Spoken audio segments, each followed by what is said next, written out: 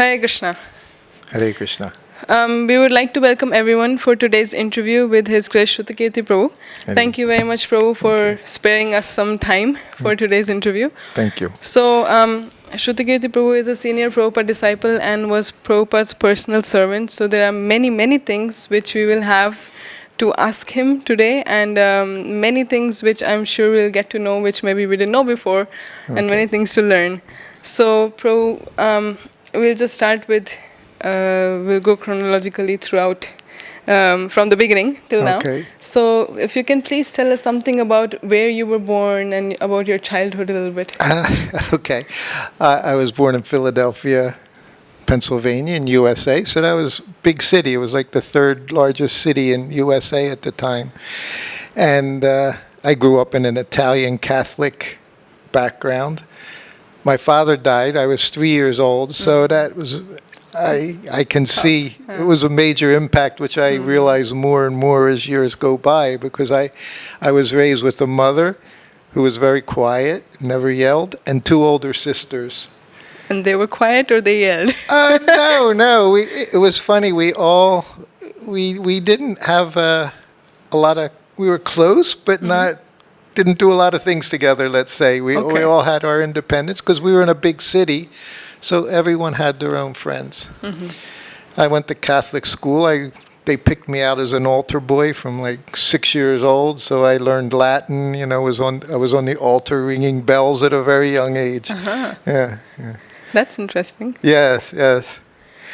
And like I say, as they say, your mother's your first guru, and I see she definitely was, and I imbibed so much from her, and I really think it helped me being Prabhupada's servant, because that's what I saw. I saw that side of things, serving, not sitting in a couch watching TV and getting taken care of by the wife. I didn't grow up like that, so yeah, it was interesting development.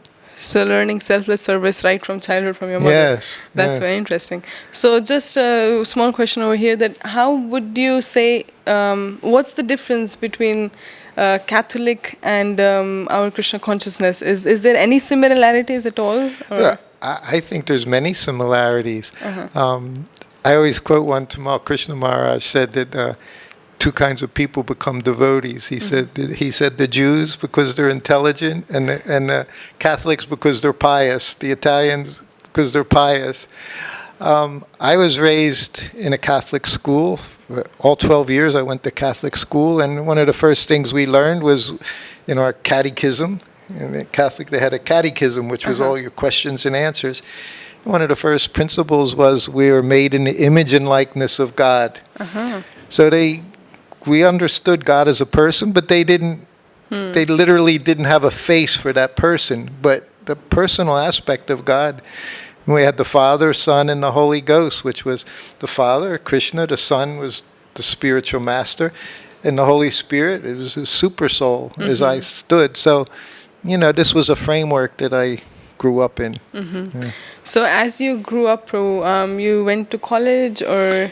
Yes, I graduated high school in 1969, so I was 18. And then I went to a Catholic university, LaSalle College in Philadelphia. And I was always a numbers person. Even in high school, I took business courses. And in college, I started out in accounting. And of course, 1970, things were rapidly changing all over in society. And then I majored in psychology. I went to psychology because I began to question everything. So your major's in psychology? Yeah, for a short time. That was my second year. And then in the very first semester of my second year, I just hit a wall in my life, and I was 19. And I questioned everything, and although I had everything nice, I had a scholarship to college. I lived a half hour from the school, so I didn't have to be on campus. But I became very unhappy very quickly, all of a sudden. And I went back to my roots. I tried to find answers in the Bible. I had no one guiding me, and I was not a super philosophical person. I wasn't trying to find about God philosophically. I wanted to experience Him. That was immediately, I wanted to feel God. That was my thing. He was my salvation, and I'm miserable, I'm suffering, and I went out of here. But I wanted a quick, Solution. started going to born-again Christian. I don't know if you know what that is, growing up here. It's Christian, mainly in the South.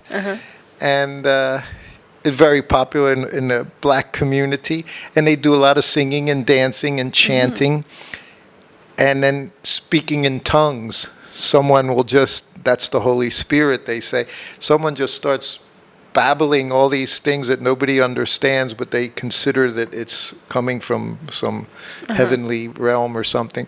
So I wanted that experience, I wanted to feel God, but it didn't work. I went to a few of those, and I was really wanted, but Something nothing substantial. happened. So I literally went to bed praying, that if you're there, you got to do something. And then it was literally April 22nd, 1971. I went to an Earth Day celebration. April 22nd is Earth Day. It was the second year annual Earth Day celebration in a park in Philadelphia.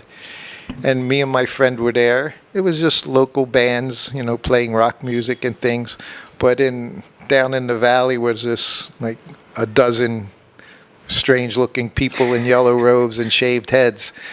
And they were chanting, they were chanting and dancing, and my friend kept saying, "Let's go see them," and I was like, no way. They look like they're from Mars, yeah.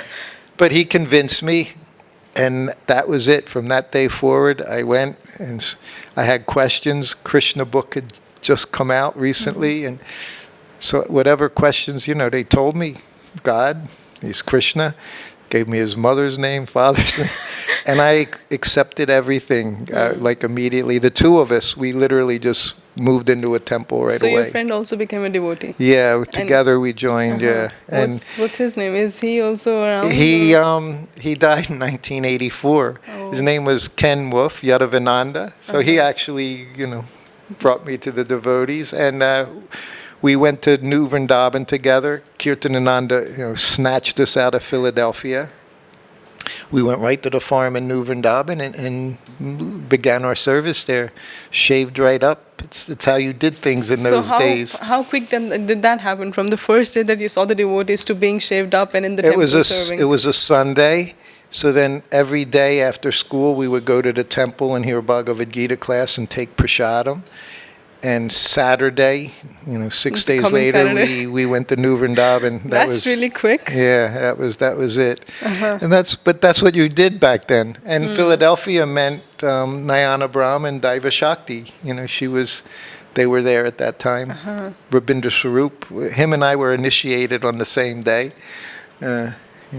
So it's been 50 years that you have been in the movement. Yeah, it's 50 years this year that I met. Yeah. Last April, huh? Yes. Wow. Yes, 50 this last years. month, yeah. So, Prabhu, what made you make this decision that you want to go in 6 days and try this something completely different?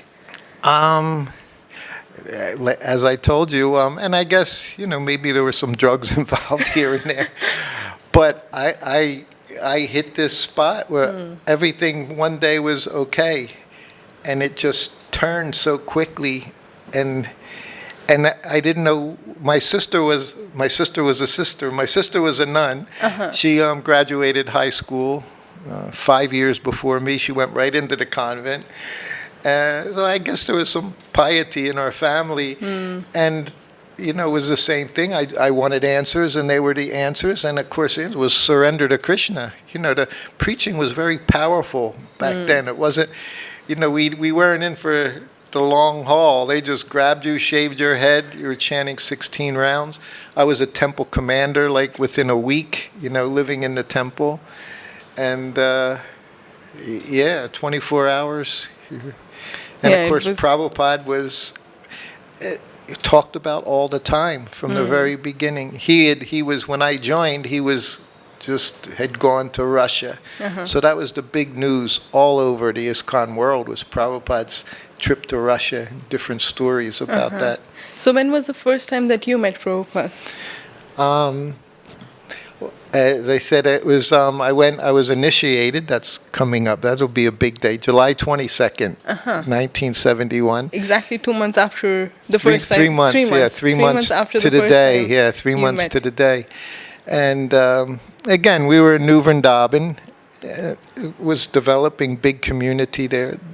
We arrived in New Vrindavan just as he had bought the Bahulaban farm, which became the main farm, which is still the main farm now where the deities are. So we moved right into there. And Prabhupada was coming to New York, July 71. So we drove, a number of us hopped in the van. And it was about an 8-hour drive, I guess, from New Vrindavan to New York City, which was the Brooklyn Temple. And Prabhupada stayed there for a week or more, a week or 10 days, and every day he initiated 10, which was a big number at that time, 10 devotees. Now, it seems like a tiny number, but at the time, 10 a day for so many days was a large number of devotees, which meant every morning after breakfast, there would be the fire jagya.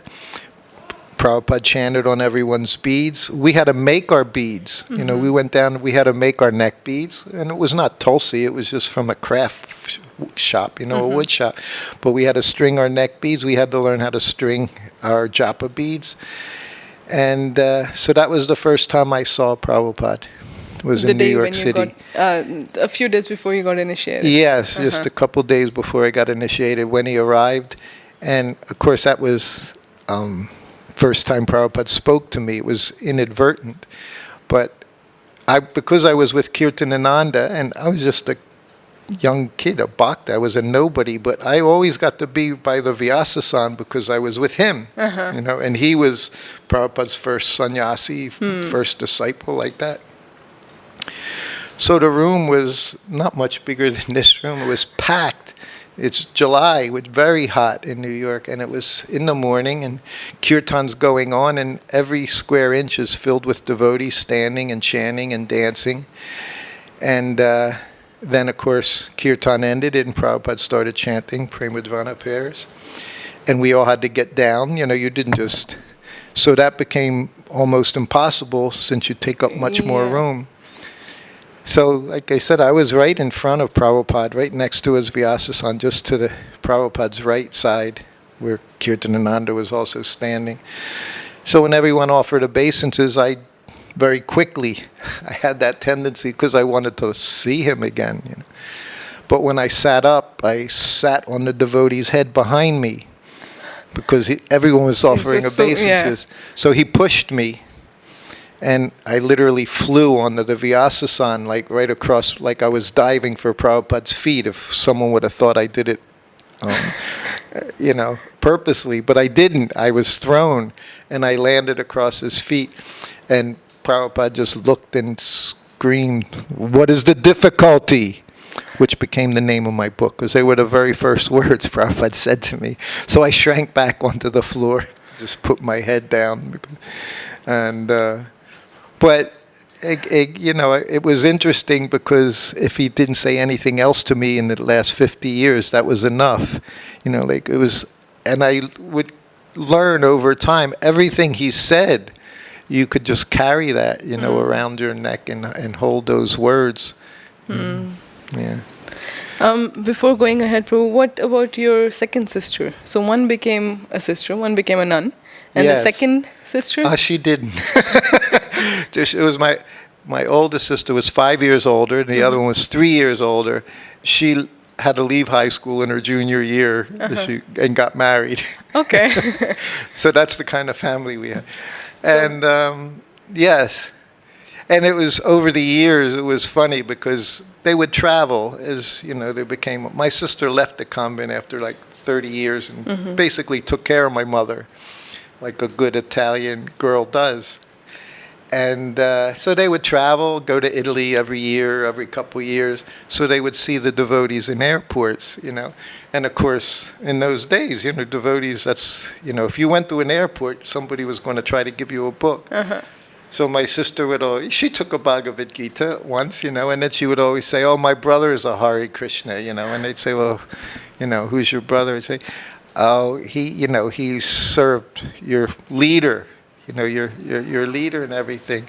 Srutakirti, your brother Srutakirti. See, yeah, that's my brother. Yeah, think, So it became kind of a little thing with the family, yes. So both your parents were Italian, bro? Oh yeah. It So was you're Italian American. Okay. Yeah. And then they moved to America. My all my grandparents were from Italy. Okay. Yeah. Okay. Yes. So that's very nice, And, pizzas and pasta. Yeah. At one point, when I had been Prabhupada's servant for a year, we were in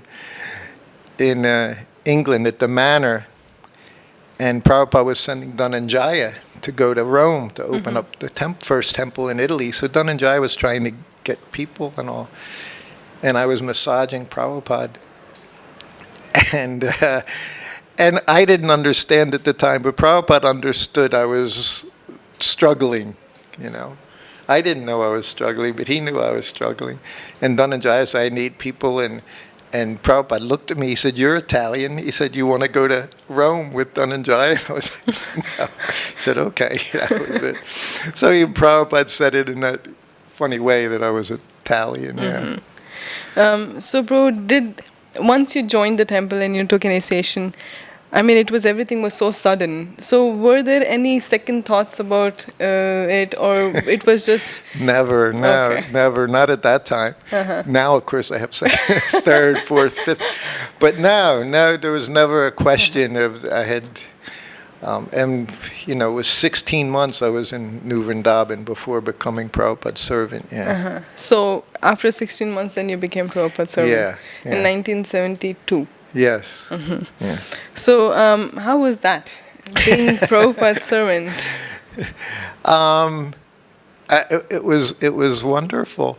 As I said, first 8 months I was in New Vrindavan. I was like a farm. I was like a cowherd boy. I was milking cows, 6 cows a day. Sometimes I would milk twice a day. It was, quite all by hand, just squeezing. And then May, so it was literally a year later, we drove all the way across country, some 5,000 kilometers, to get second initiation from Prabhupada. Myself and Kaladri we were in this cargo van.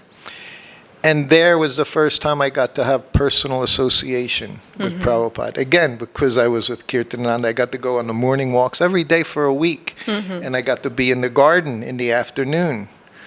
And I'm saying like one of 5 people that were in the garden. And I've always been a nobody in ISKCON, but somehow or other I got to be with somebody, So because I was with Kirtananda, I got to go in the garden, got to go on the morning walk, and I became the designated Krishna book reader in the garden every afternoon. So I became very attached to Prabhupada's personal association during that time. So are there any particular memories which are really very strong still about that 1 week or? Yeah.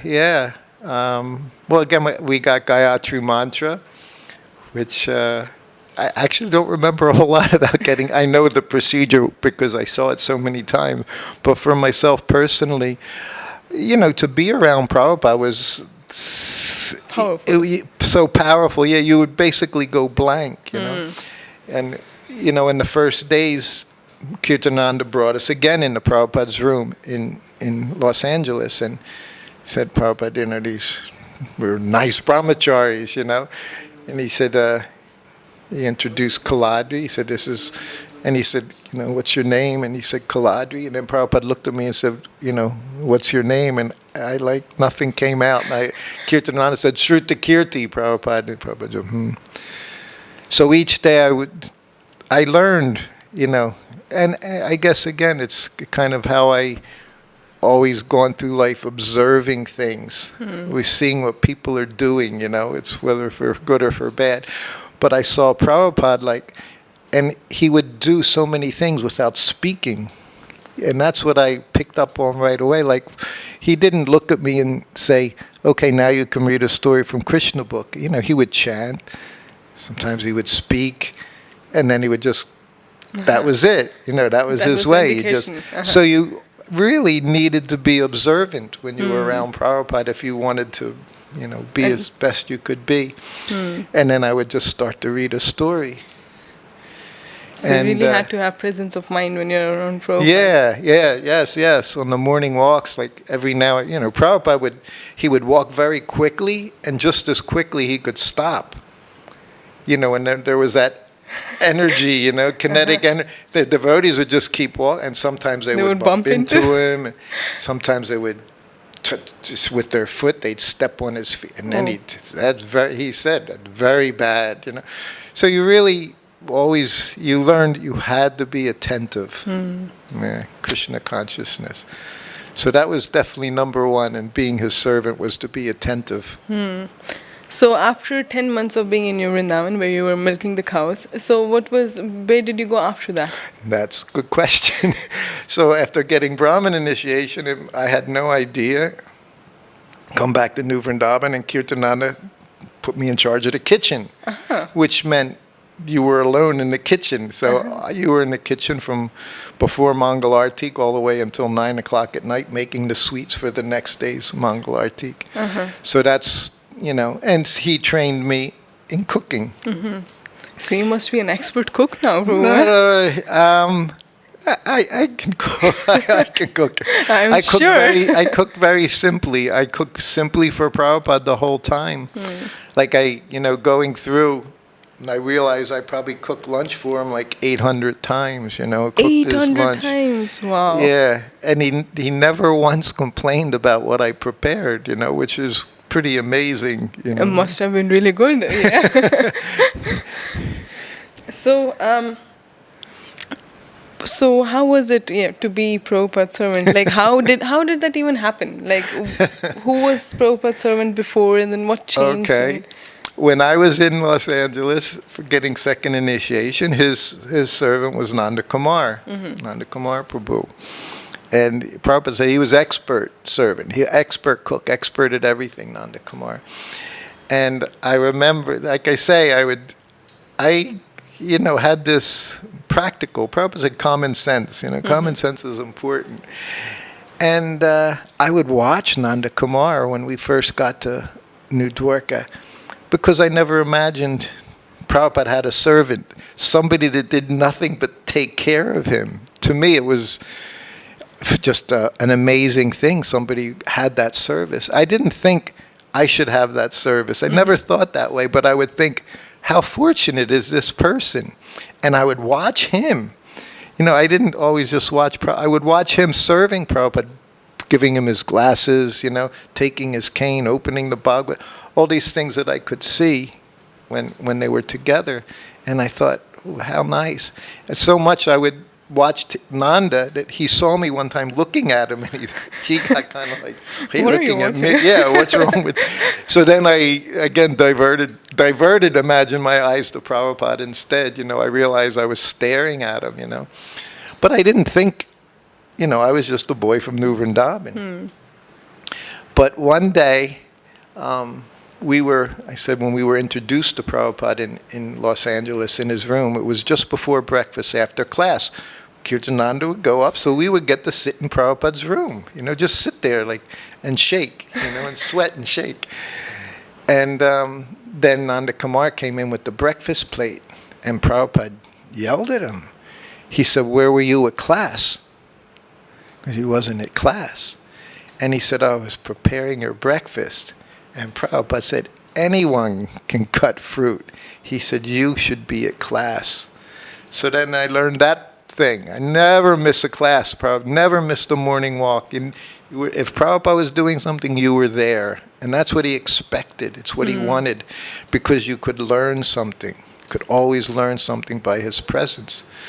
So I noted that, One thing was go to class. Another thing is don't ever say anything back. Don't ever give an excuse. I learned that very quick. Don't give an excuse to Prabhupada. There's no good excuses. And I never did when he would yell. I never had an excuse. I would just take it.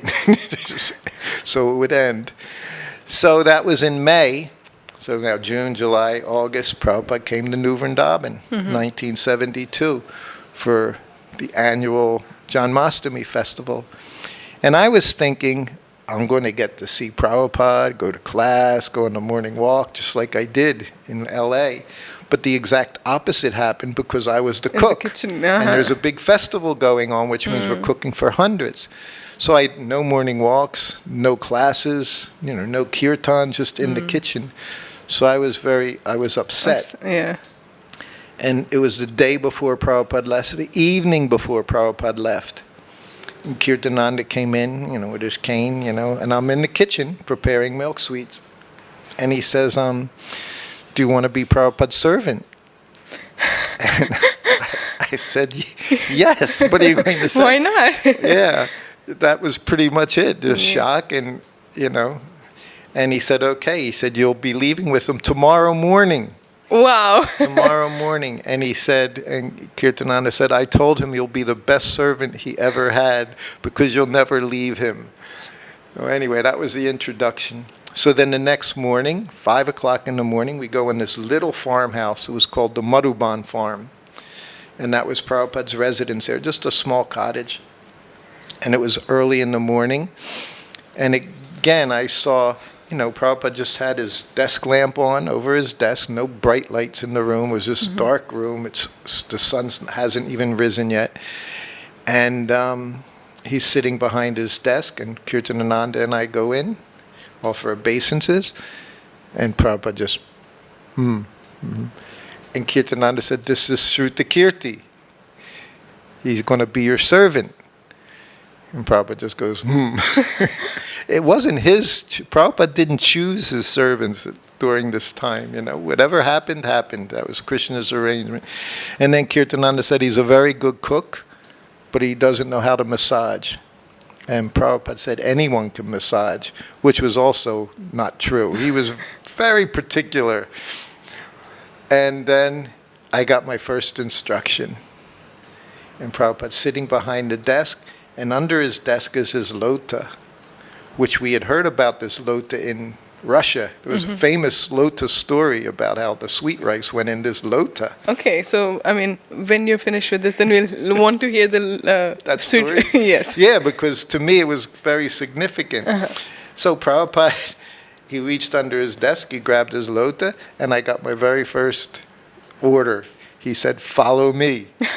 Okay. Again, that's the eternal order. What else do we do? But this is how I saw things. Everything Prabhupada said, you could see it like this. Here you could see everything is very simple or very profound, he said.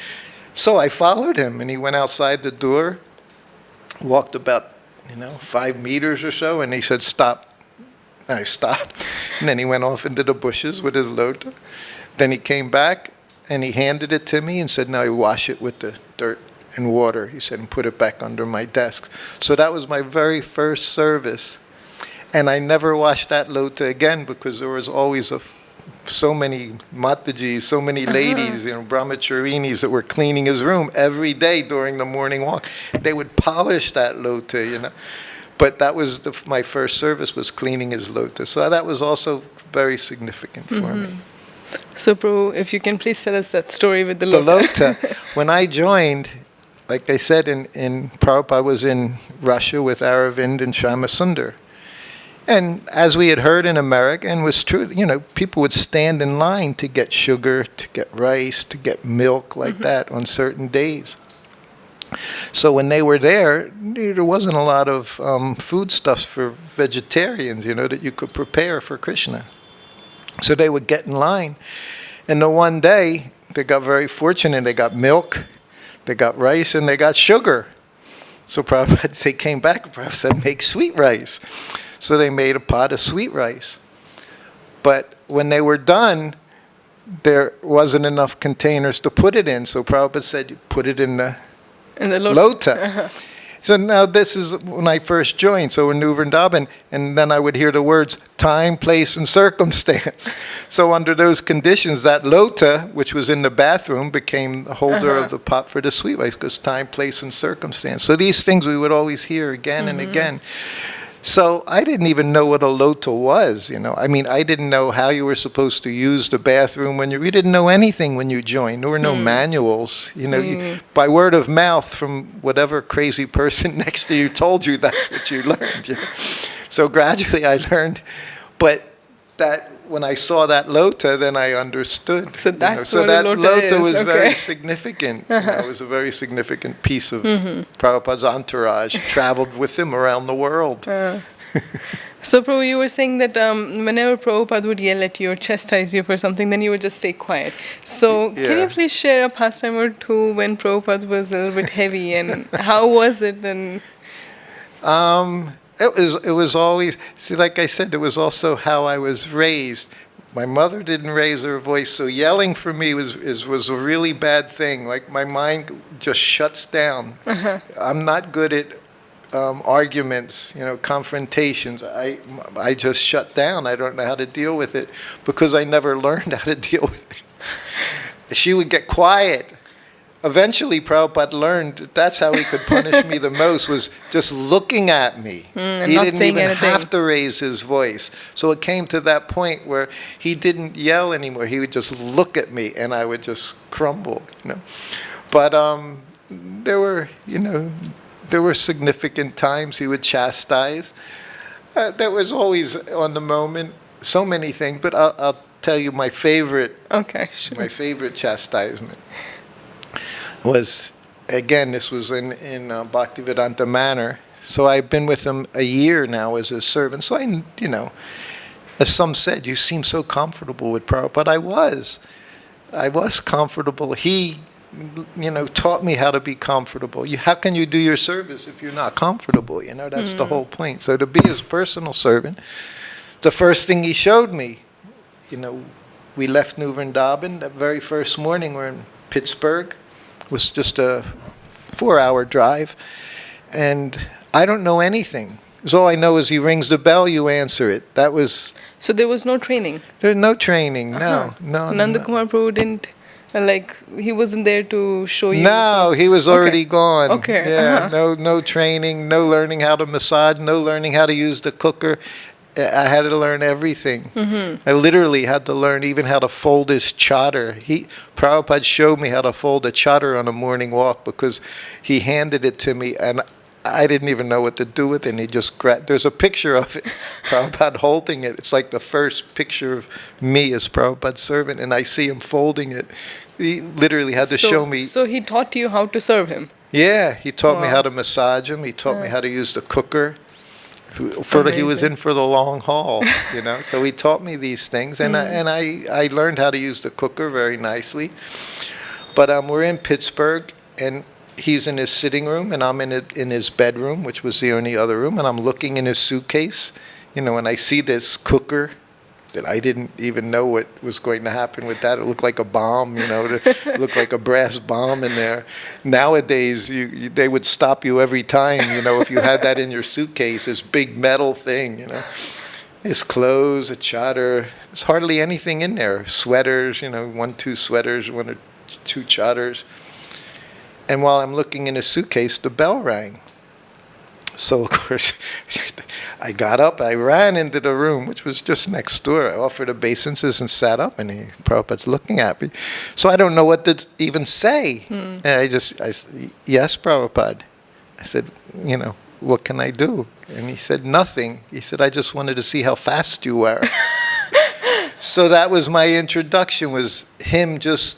We say breaking the ice, just putting me at ease. He made a little joke. Although he was serious, he wanted to see how fast I was. And then I said, anything else? And he said, no.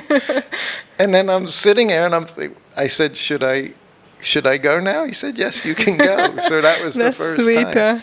So he showed me how to just, you know, just do your service, be relaxed. And so that's what I did. But still be fast. Still have to be fast. Yes. So anyway, amazing. Getting chastised. So now a year later, and you know, I would massage Prabhupada. See, this is what I said. You know, I massage Prabhupada every day, and every day he would start. It was the same. Prabhupada was very, very regulated. Even how long the massage was, that could vary. An hour and a half was typical, which is a long time, sometimes longer. And the whole time the cooker's in some other room, sometimes in another building, cooking your dal, rice, and vegetables. So my mind was literally, I had split. I was massaging, and at the same time I'm praying that the cooker doesn't burn, or, that everything goes all right. Because you massage his head until then you went to the back till he go, okay. So that was it. So after doing this for a year, I figured I know what I'm doing. So I massage his head. And then after some time, I start massaging his back. So I did this for 3 days. 3 is very significant with Prabhupada. Nothing ever went past the third time. So I did it first day, I did it second day, and then the third day, and I'm massaging his head, and I take my hands off his head. And he said, you massage me until I tell you to stop, not until you tell you to stop. The way he would say things was like so unique and so funny, and So then, but that's how everything, you did it as he wanted. Every moment, you just did, you could think, well, it was just like this, but everything was according to his pleasure. You served the pleasure of the king, of Prabhupada, so that's what we did. So now I'm massaging him at the manor, which means nice wooden floor, big room. Right by the windows, you see those windows, leaded glass windows, on a straw mat. He's in his gamsha, I'm in a gamsha. And I massage his back, and then I get up to go next to him to massage his chest and his arms. But when I got up, I knocked a bottle of mustard oil over, which he would put the cap on. Every time you would take mustard oil, he expected you to put the cap back on after each time. So this was the other side of being with Prabhupada. Everything, you pay attention, you always know what you're doing. He tried to save it, but even he couldn't save it, and with his ultra-fast reflexes. And of course, oil fell onto the floor. And as soon as it fell down, of course, and he screamed. He said, you fool. He said, you'll be intelligent when you're 80. And of course, and then he said, go get a katuri. So I ran out of the room. I was cooking in the closet outside his room. Literally in the closet was the kitchen. And I went into the closet and I got a katuri. I ran back in and I just put it down, and he said, now do as I'm doing. And he stuck his hand in the oil and just started scraping it into the katuri. So now the two of us spend the next couple minutes, and he doesn't say a word now for the rest of the massage. Hardly opens his eye, and we're scraping it in. And then we got it all in, off the floor, and now he says, use that oil to massage me. So that's the next lesson. That was no wastage. Adds insult to injury. Now I got oil with little dusty things in it, and now I've got to massage him, and I'm picking, and he's just sitting there. She didn't always talk during massage, but there were different ways that could come across. And I'm thinking, the whole room's like just this big black cloud. And I never, ever, when Prabhupada would chastise me, I never said, I'm sorry. Those words never came out of my mouth.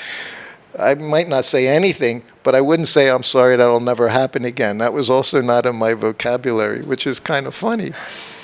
And when that happened, I didn't say anything, and he's sitting there the rest of the massage, and I'm massaging his legs are out, and he's got the tulsi mala around his neck. You would hang it around his ears when you massaged his body and all. And the whole time I'm thinking those words, you fool, be intelligent when you're 80.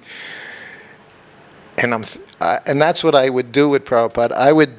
Something would have to go through my head like a dozen times before I would open my mouth and say something, because I always had to know all the different things he might say and then what I might say. That's how So finally now I'm massaging his feet, and he's still just quiet, which to me was horrible. So then I'm massaging his feet, and I said, Prabhupada. And yes. I said, thank you very much. I said, I thought it would take a lot longer for me to become intelligent. And Prabhupada started laughing and laughing and laughing. He's slapping his knee. and his whole body shaking, and he just kept laughing and laughing, and tears are coming down his eyes. And he said, "Very good."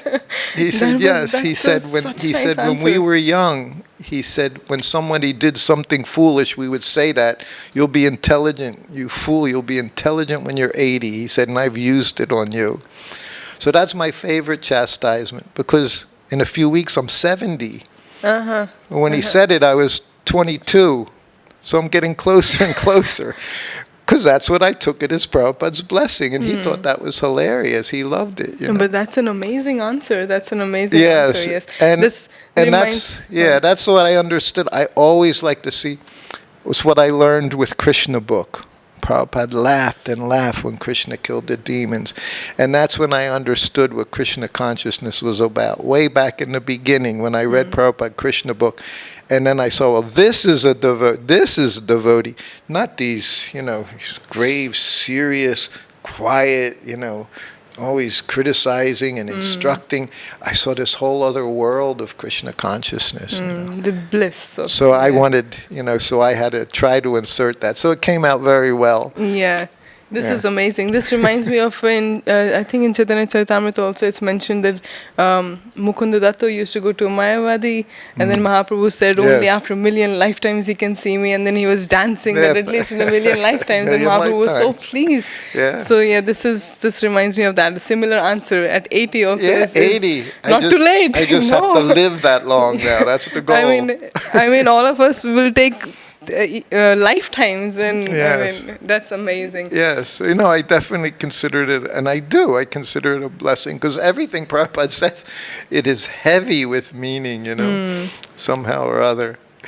Yeah, of course, the mercy was there immediately. So the intelligence was there immediately too. But yeah, that's an amazing story. Thank you very much. So, for how long, Prabhu, were you there, Bishop? I had 2 periods. First time I was with them, 16 months is a common denominator in my, actually 8 months. A lot of things happened 8 months intervals from the time I joined. And so first time I was with them till the end of 1973, from Janmashtami of 72. And we were back in Los Angeles. And I got married. Just as the previous servant, same thing happened basically in Los Angeles. Los Angeles was a dangerous place, the kitchen in Los Angeles. When I became Prabhupada's servant, he arranged that my quarters became the kitchen, because Prabhupada knew that the kitchen was very bad place for brahmacharis, because it was filled with a lot of young brahmacharinis. So he tried to keep me out of the kitchen by setting up my kitchen in the servants' quarters. So 16 months, and then I got married. I didn't go back to New Vrindavan with my wife. I had made arrangements with a godbrother, Chiksukananda. I went to Caracas, Venezuela, where we stayed there for about 6 months. And then after 6 months, I moved back home to Philadelphia. And then, so that was mid-74. And then I started getting calls from Kaladri in New Vrindavan. Come back to New Vrindavan. Come to New Vrindavan. Just, give you a little place, see what you want to do. So finally, I agreed after a few phone calls. We went back to New Vrindavan.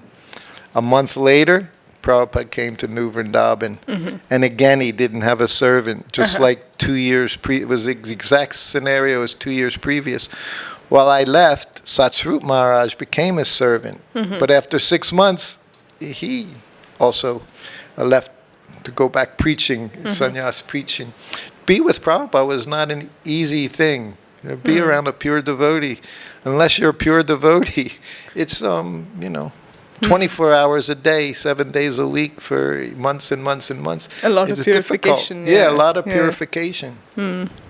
So I was there. My wife was pregnant already. And Brahmananda was his secretary, Brahmananda. And literally the day before Prabhupada left, it was just like, it was deja vu. It was the exact same. It was the exact same thing the day before he left. And I wasn't even thinking of being with Prabhupada, because Brahmananda said, "Do you want to be a servant?" And my first question was, "Where are you going?" Because India to me was like a death sentence. You know, I was always sick. You know, malaria, jaundice, dysentery. I was never healthy as a servant. Even as a servant, I couldn't maintain my health. So I said, "Where are you going?" He said, "India." And I was like, "Oh man." And he said, "Well, you want to come?" And then I'm thinking I was living in a little thatch roof hut they built in New Vrindavan, you know, and thinking, I stay here with my wife. I go with Prabhupada. And I said, "Yes, I'll come." So then he brought me into Prabhupada's room. And now imagine, I literally have not spoken with Prabhupada in 8 months. You know? And we go in Prabhupada's room together, and Brahmananda said, "Prabhupada, Srutakirti's going to be your servant again. Is that okay?" I said, "Okay." That was it.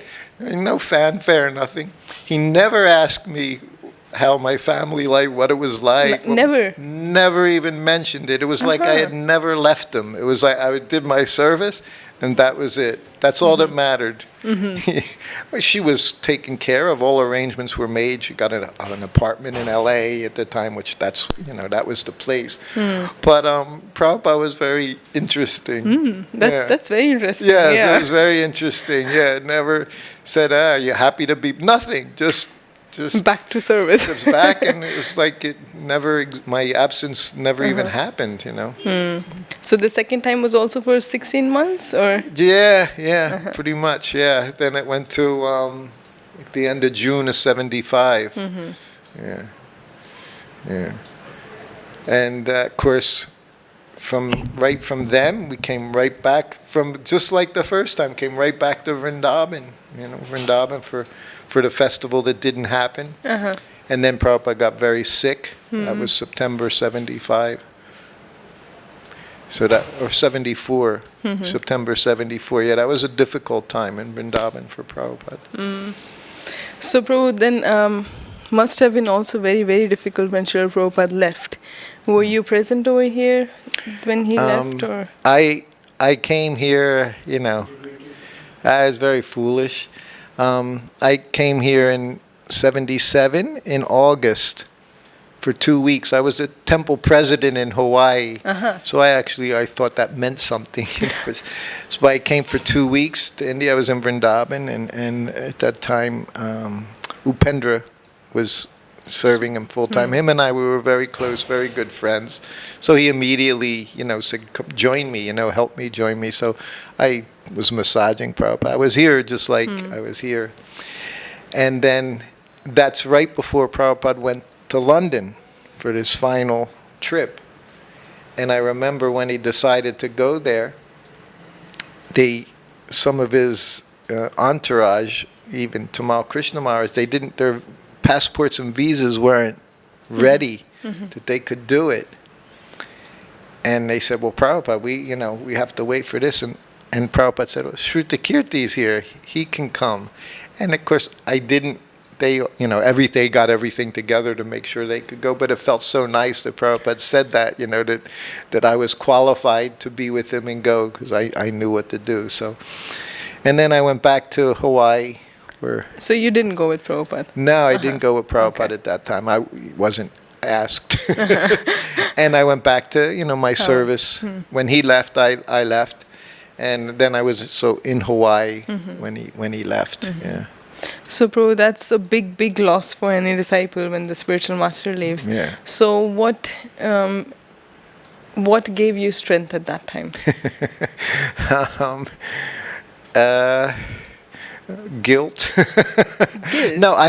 My strength. I've never felt very strong. I was president. I remained there in ISKCON, there in Hawaii, and then Los Angeles up till 1983. So for another 6 years before my family, I had 3 children, a wife, and I, you know, went outside, got a job, got a business, and did like that. But what kept going on, it was for me, you know, like even to this day, I read Prabhupada's letters. I like to read his conversations. His books although I listen, I hear his lectures, but I like very much that The personal touch. aspect. It's what I grew up on. It's what he gave me, and it's what sustains me to this day, because I've always understood how compassionate Prabhupada is, and that despite how fallen one can be, if you just engage in service, and gradually everything is Prabhupada, He came to me a few times. One time he told me, he said, "Don't worry, everything will be all right." In dreams. Another time he told me to take a stand, which to this day it means so many different things, but I see how important it is. But I've always understood that only Prabhupada can give us service within ISKCON, and only he can take it away, Yeah. So I've never let other factors interfere with that understanding, despite the fact that I feel very unqualified on numerous levels. I was unqualified, and I was serving him personally. I was cooking for him. I was massaging him. There's nothing more intimate you can do than cook and massage for a person, Yeah. In 74 here, after Prabhupada was ill, and again, I got very sick afterwards. I got malaria, almost died, and I requested to leave, which was very difficult. And I went into Prabhupada's room with Brahmananda, who I asked to find out for me. And Brahmananda asked a question right with me there. So I was totally ashamed. And Brahmananda were in the room together in the afternoon. And Prabhupada was just recovered. And Brahmananda goes, "Srutakirti wants to go back to Hawaii, regain his health. Prabhupada's been ill." And I was like, because I was... chicken to say anything on my own, to ask Prabhupada such a question. And Prabhupada looked at me. He said, "You've saved my life." He said, "Of course." He said, "You can go." He said, "You regain your health." He said, "We'll be back in Hawaii in a few weeks." He said, "Then you can regain your service." He said, "But I wouldn't be here," he said, "if you didn't take care of me." So that was Prabhupada. Yeah. So that's what sustains me. Just not thinking that what he said, that I saved his life, but that he could be like that. How so could encouraging you? and How could you not want to dedicate yourself to such a person? Yes. Definitely. That's wonderful. So many amazing stories. There's so many more, I'm sure. Yeah. But it's already 50 minutes. So we have a few small questions more, and then we'll finish. Okay. So, Prabhu, then you said that you got a job after in 83. Yeah. Okay, so what job were you doing? Back to accounting? It was the family business. Okay. Extended family. I literally went back to Philadelphia area, my home. Now my family was across the river in New Jersey. And I wound up living at my sister's house in mother-in-law's suite, which was my mother's. She had a little flat, and my wife and I and our children were all sleeping on her living room floor for a few months until I got a job. She helped, gave me a down payment on a house, and then we moved out. And the business had to do with automotive parts, which my uncle had been doing since the 50s. He had been involved in rebuilding auto parts. So I got involved in that. He offered me a job, and he said I could either go down to Fort Lauderdale, Florida, and open up an oil change place, or I could remain in the Philadelphia area and start this new business, which is what I did. And I did that for 20 years. Okay. Yeah. So then after 20 years, that's 2003. Yes. And then you kind of retired. Many changes. Yeah. I started writing What is the Difficulty? That became the name of my book. It never had a name the whole time I was writing. It was Prabhupada Uvachas. That's what you'll see even in the Veda base, Srila Prabhupada Uvacha, it still says. And I started my book by just telling a story online every day, which initially was just 1-2 sentences. And I hadn't been very active. The temple was 45 minutes away, the Philadelphia temple. So I would go there sometimes, and of course, major days. But otherwise, we just had our family there. But then because of the internet, and I saw this Prabhupada folder, but it was filled with all kinds of nonsense talk about Ritvikism and this and that. So I thought, I'll just put on Prabhupada Katha. So I had letters I had written to Kaladri when I first became Prabhupada's servant. And so I didn't even have the consciousness to tell a story. I just copied. And that was it. You know, Prabhupada just came back in and it grew. The book came out 2003. And then I started, I was living in England at the time, so then I started traveling all around Europe with my book. So since that time, 2003. It's been more traveling. Traveling and sharing your experiences. Sharing off and on. Inspiring people. Trying, yes. And now the last, Radharani locked us all up here in Vrindavan, so, hopefully after a very long time, many, many years, I hope to be able to just live here and carry on and do a little something, So right now, Prabhu, you're taking care of the HR department in our temple. Yes, yeah. So how is that? How do you like that service? I like it a lot. Since I've been here, Panchagoda, he's offered me different spots, trying to engage me. I'm not an easy person to engage in temple activities. I try to stay clear of temples, just attend and be happy.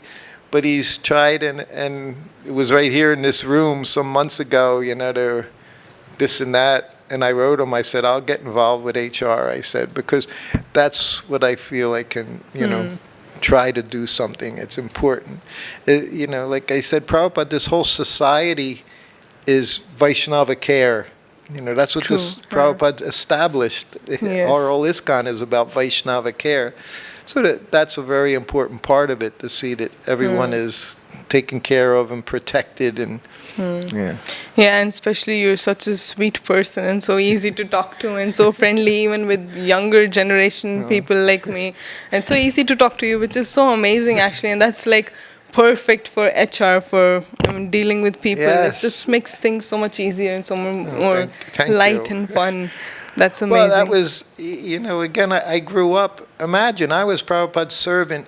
Again, I was nobody. I was just this kid from New Vrindavan, this little Italian boy from, New Vrindavan. I became his servant. So I was 21 when I became his servant. Most of the people I was around were almost 10 years older than me. Shama Sundar, Prajumnas, all these people were from the very early days. So they were the GBCs, the temple presidents, the sannyasis. So I never identified with that crowd. I always felt like I was the young. So I've always felt that way, and I still feel that way. Well, that's really nice for all of us. So we have one really senior devotee who is completely comfortable with the youngers. That's perfect for us. That's amazing. So just the last two questions are: what inspires you the most in Krishna consciousness? Besides serving Srila Prabhupada, of course, that's like the best service anybody could ever have. But I guess, I like personal service. I see, even with my godbrothers, the sannyasis, when I see them, it's always very easy for me to see what they want, what they need. I like taking care of people. Again, it's, I'll attribute my mother for that. That's, typical Italian woman. That's all they do is take care of people, take care of family, extended family. And so that's what I like, and I guess that's why this service, and I'm involved with the Vaishnava care here in Vrindavan as well, because to me it's the essence, is to take care of Prabhupada's family. That's what he did. Not just did you set up a family but actually and then take care push throw them out of the nest and see what they can do. Ultimately, that has to happen. But in the process, you have to make sure everyone's taken care of. Definitely. So that's the most important thing. So if there's, in however I can help do that, that's what I like to do. Yeah. So please join us next week for our next interview. And we hope all of you liked and could learn something. And definitely it was amazing to hear so many wonderful stories. So once again, thank you. Thank you. Hare Krishna. Hare Krishna.